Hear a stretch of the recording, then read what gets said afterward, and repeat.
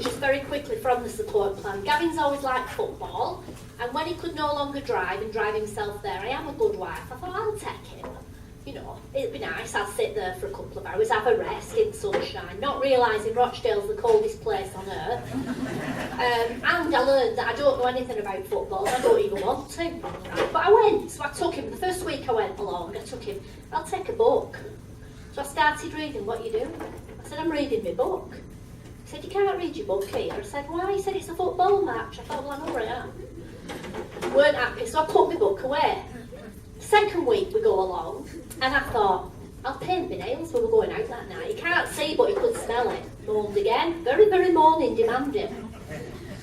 And the third week I went along, and this particular day, Gavin had no sight at all, because Gavin's sight can come and go like the weather. So, have you ever tried commentating on something you know nothing about? Karen, what's happening? They're running, Gavin, they're all running. They're on the field, they're on the field. Yeah, but what's happening? They're running. Are they offside? No, they're all on the field, Karen. Anyway, then there was this goal scored, this big cheer, and he said, who scored? The only footballer I knew were Beckham.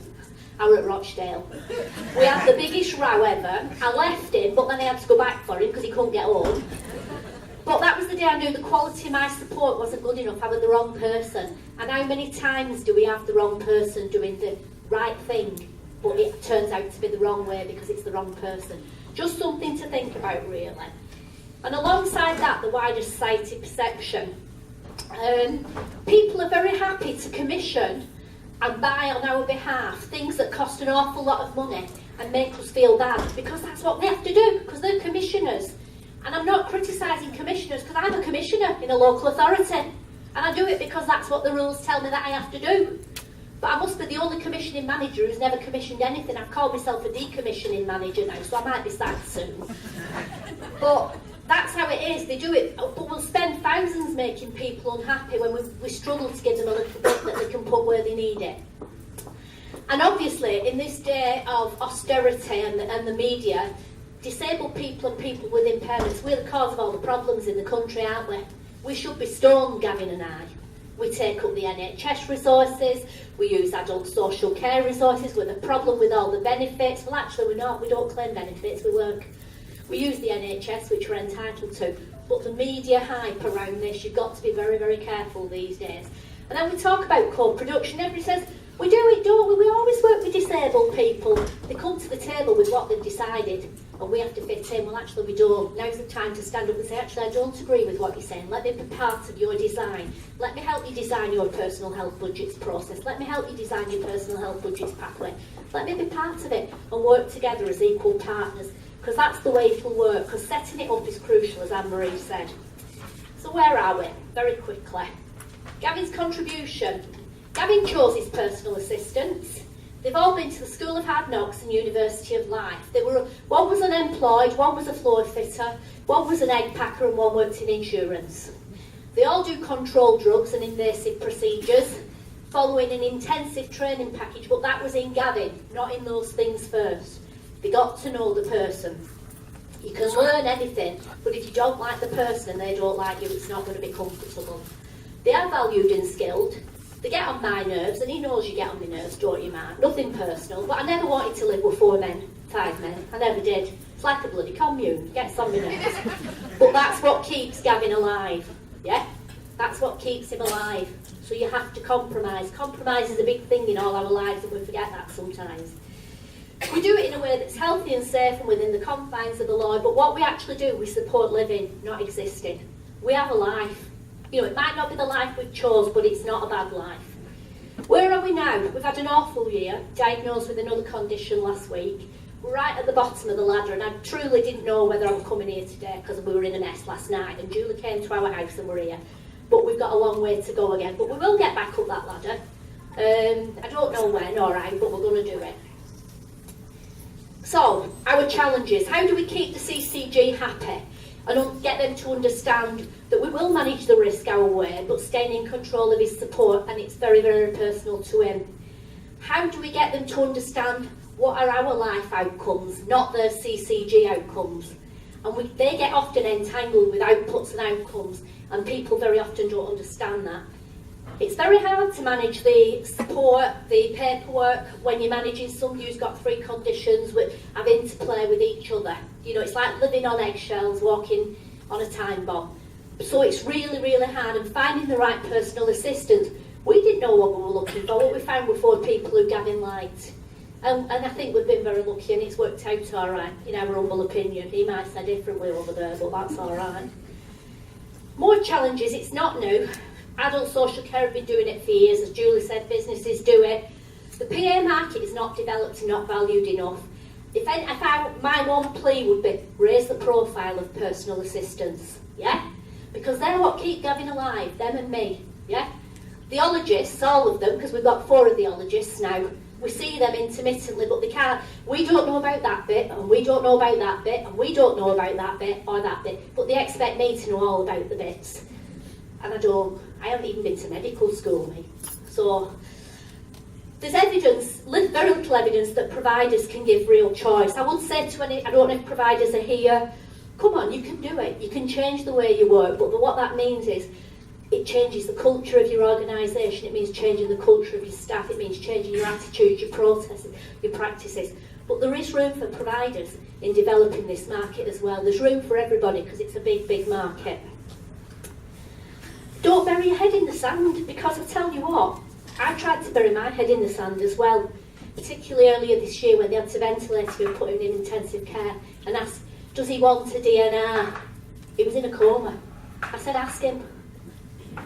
Ask him. Why are you asking me? No, he doesn't want a DNR. Let's keep him alive, and that's what we're trying to do.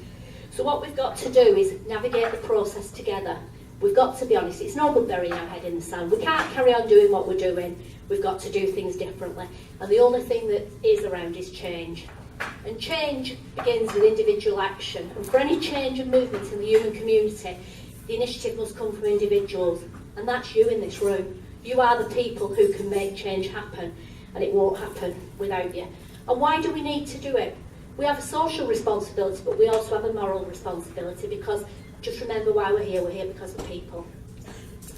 So, images of possibility. Images of possibility for me in this state. My mind, my whole being, trapped in this body I hate.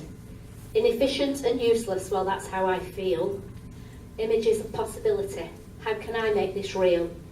To me, my situation, my being, my life, not only for me, but my family, my wife. We just want to be what we always have been, lively, fun and chaotic, not disabled has been. Not past my sell-by, not even that old.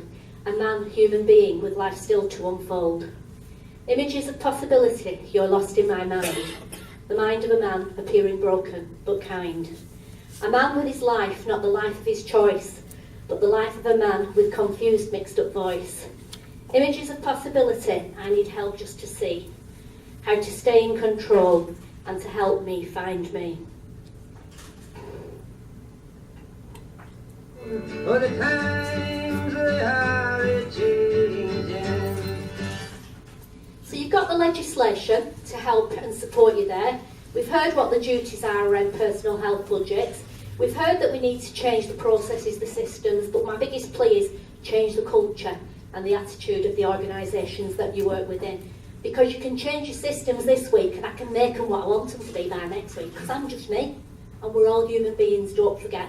People who work in the systems are not bad people, but they're what I call bureaucratised. So start changing your culture, start changing your attitudes, and your processes and your systems will follow. So hints and tips for moving forward positively. Explore how to improve choice and personalised systems within what you've got. You might not even have to throw what you've got away, so that people can take control. Identify the approaches that do support self-determination and increased choice.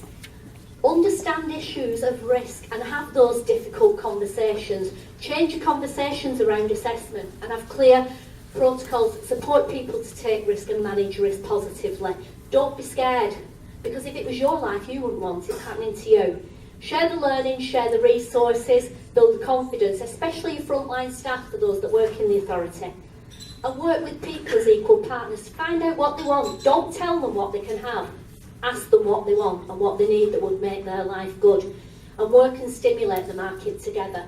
because that's what this is about. It's about equality, it's about opportunity, and it's a right to live a decent life. So, never arrive lest you limit the distance you might have travelled. It's not the critic who counts, it's not the man who points out how the strong man stumbled or whether the doer of deeds could have done better. The credit belongs to the man who is actually in the arena, whose face is marred by dust and sweat and blood, who strives valiantly, who errs and comes short and short again, who knows the great enthusiasms, the great devotions, and spends himself in a worthy cause, who at best knows achievement, and who at the worst, if he fails, at least fails daringly, so that his place shall never be with those cold and timid souls who know neither victory nor defeat. Gavin's been there many times, not with the victory, but many, many defeats. I would suggest to you, please don't be one of those cold and timid souls that do nothing. This is an opportunity to put your toe in the water and to start making ripples in St Helens. You've got to do it, and why do you have to do it? One, because it's the right thing to do. Two, because this could be you or somebody you love and care about who has stood up here next year talking when you've already got this up and going. I don't wish that on anybody, but what I wish is that they have the same opportunities and chances that we've got to have the fantastic life that we've had, that we've shared with you today. Thank you very much for listening.